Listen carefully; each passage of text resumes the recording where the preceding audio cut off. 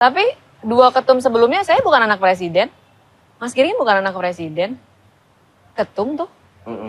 Waktu saya jadi ketum sama, saya juga dapat pertanyaan yang sama gitu kan. Nggak cuman dari netizen, bahkan dari pengurus sendiri. Kenapa ketum kita model kayak gini? Wakil Ketua Dewan Pembina PSI, Grace Natali, angkat bicara soal label Kaisang Pangarep sebagai anak Jokowi yang mengekor di balik pengangkatan Kaisang sebagai Ketua Umum PSI. Karena tak hanya embel-embel label anak Jokowi, banyak juga netizen yang mempertanyakan mengapa Kaisang tak jadi pengurus partai dulu. Pasalnya, jarak antara kaderisasi Kaisang sebagai bagian dari PSI dan pengangkatan dirinya menjadi ketum hanya berselang 2 hari. Tapi itu tadi, kalau misalnya bukan anak presiden, bakal jadi ketum nggak? misalnya gini sis Chris.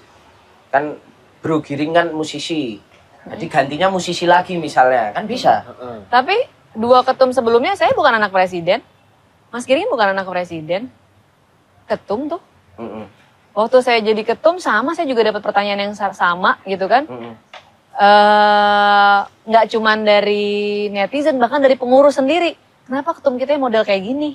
Gitu kan. Triple minoritas. Oh gitu iya, kan. iya. Ya Sama kan? lagi kita. Sama ya? Tos dulu dong.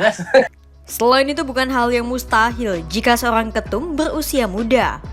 Ditambah, menurut Grace, Kaisang punya pengalaman jadi seorang pemimpin ketika menahkodai startup sebagai pebisnis. Hal itulah yang menjadi salah satu keyakinan PSI untuk mengukuhkan Kaisang menjadi seorang ketua umum. Tapi Ya itu udahlah, jadi pertimbangan diterima nggak? aja.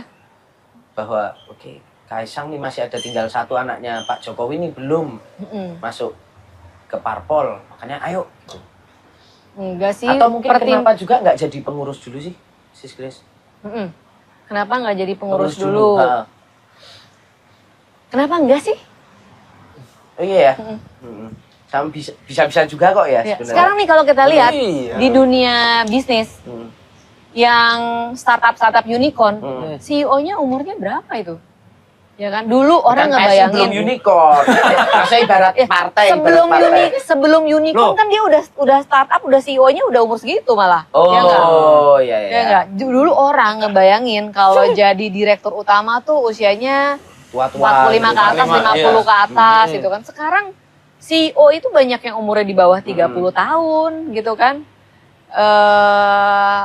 Level-level C-level itu banyak anak-anak muda sekarang justru. Dan mungkin justru di saat kita perubahan zaman ya, tantangannya udah beda. Ya. Yang bisa relevan dengan isu-isu yang terkini mungkin ya Anak anak-anak muda.